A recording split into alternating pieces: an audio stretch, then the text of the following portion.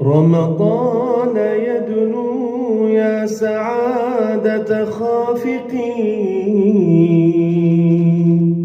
يدنو لنا القرآن والإيمان، نفحاته بركاته وروائح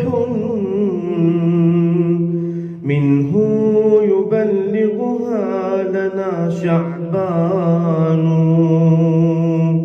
سنصيم سوف نعيش أيام